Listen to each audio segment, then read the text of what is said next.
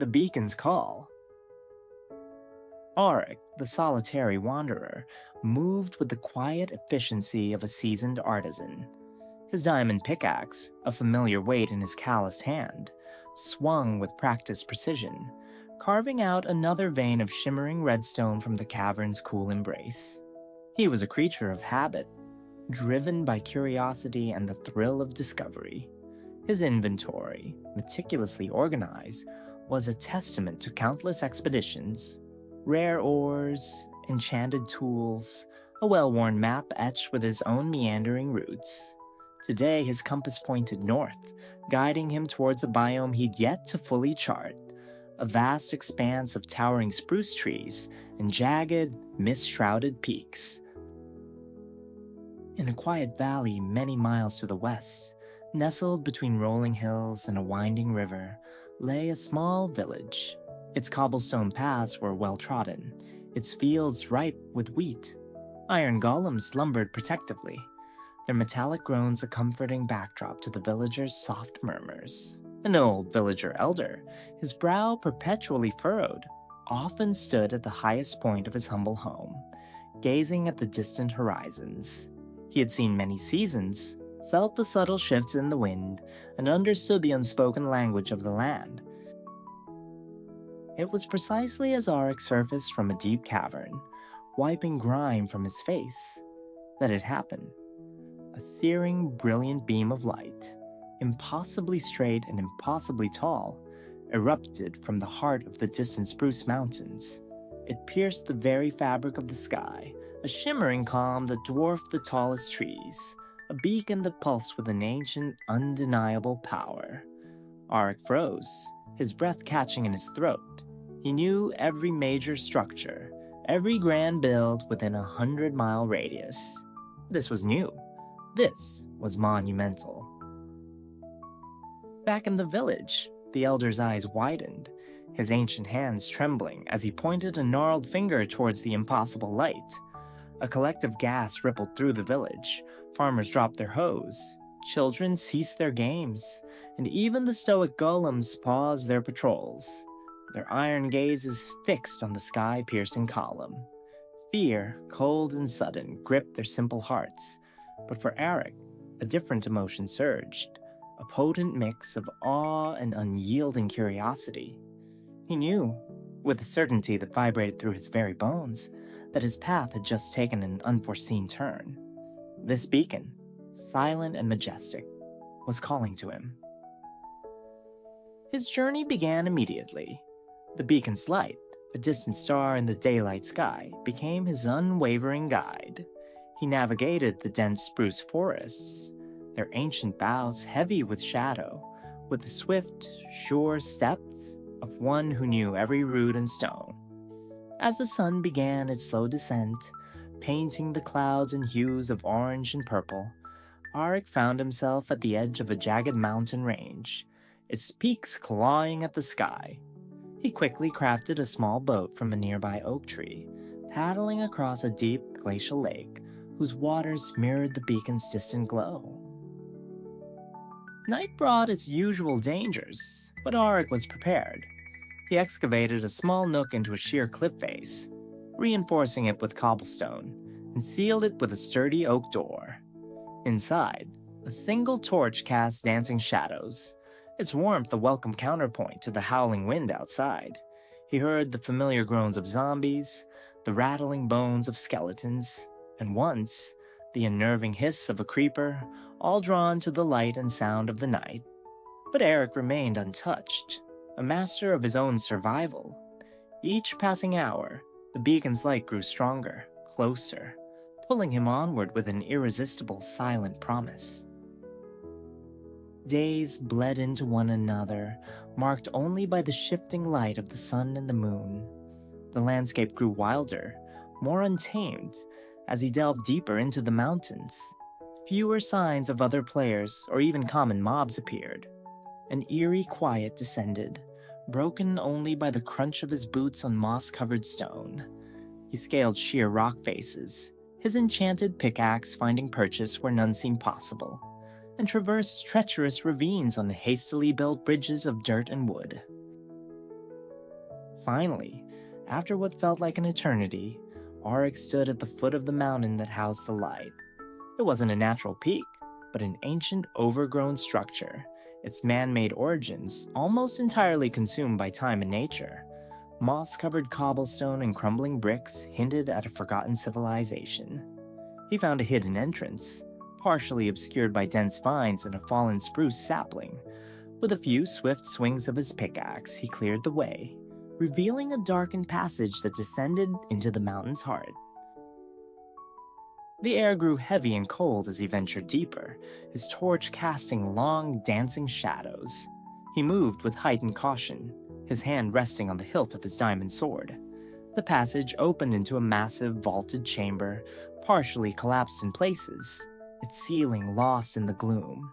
At its very center, on a raised pedestal of unknown dark stone, pulsed the active beacon, its beam, shimmering with incredible intensity, erupted upwards through a gaping hole in the chamber's roof, piercing the mountain and the sky beyond. Auric approached the pedestal with reverence. This was no ordinary beacon. Its base was not the familiar pyramid of gold, diamond, emerald, or netherite blocks. Instead, it was crafted from a strange, obsidian-like material, humming with an internal, faint purple glow that seemed to predate all known elements. It looked as if it had been here for centuries, patiently waiting. He noticed subtle signs of recent activity, a faint boot print in the dust near the pedestal, distinct from his own, and a freshly placed redstone torch, still faintly warm, nestled in a crevice. Someone had been here, and recently. Auric was not the first. A sudden, fleeting movement in the deepest shadows at the far end of the chamber caught his eye. A tall, slender figure, cloaked in something dark that seemed to absorb the torchlight, vanished through a shimmer in the air, a portal, quickly dissipating like a puff of smoke. The mysterious player, gone as quickly as they appeared, leaving only a lingering impression of profound purpose. Near the pedestal, where the figure had last been, Auric found a small, polished shard of endstone. It was unlike any he had ever seen, darker, smoother, and humming with a low, almost inaudible vibration that resonated with the beacon's own pulse. He picked it up. It felt ancient, alien, yet oddly familiar. Auric turned his attention back to the beacon. It wasn't just a static beam of light. He watched intently, observing its subtle shifts. It pulsed, rhythmically, sending out unseen ripples like a heartbeat. It was a transmitter, a powerful signal broadcasting into the void. He looked down at the endstone shard in his hand. It mirrored the beacon's pulse, thrumming in time. The connection was undeniable. He left the ancient chamber, the endstone shard clutched tight in his hand, a tangible link to the mystery. He retreated to a high vantage point on a nearby peak, watching the beacon from a safe distance, as if expecting it to move, to transform. The air shifted. A low, resonant hum began to fill the sky, growing steadily, not a sound of the wind, but of something immense and unseen. The beacon's light intensified dramatically, its colors swirling with newfound energy, shifting from pure white to a deep, vibrant violet. Then they came. Not one or two, but dozens, perhaps hundreds of Endermen, began to teleport into the surrounding spruce forest, drawn to the beacon like moths to a flame. They stood silently, their obsidian eyes fixed intently on the sky, not hostile, but expectant, their gaunt forms forming a dark, unsettling perimeter around the ancient structure. Their numbers created a forest of shadows, their occasional, low grumbles adding to the growing unease. The hum crescendoed, a sound that vibrated through Auric's very bones. The sky directly above the beacon darkened unnaturally, not with nightfall, but with a swirling vortex of deep purplish black, where the beam met the clouds. Through the vortex, a shape began to manifest. It was not solid, not liquid, but pure energy, coalescing slowly, a vast, undefined form. It was enormous, imposing, yet still ethereal, shimmering with raw power. Auric understood. The beacon was not a relic found and activated by chance. It was a calculated, deliberate act. It was a call, and something truly immense, truly alien was answering. The shadowy figure knew this, planned this, and executed it with a purpose Auric could only begin to fathom. Miles away in his quiet village, the welder was on his knees, head bowed, hands covering his face, murmuring unheard words of dread. The entity finished its descent, but it did not fully materialize into a recognizable form. Instead, it seemed to settle around the ancient beacon, merging with it, becoming one with its power. The light beam changed again. It became a permanent, shimmering column of pure, shifting void energy, radiating a faint purplish-black aura.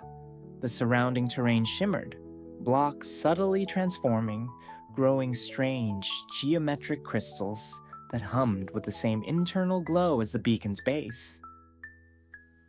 The Endermen around the site stopped their vigil.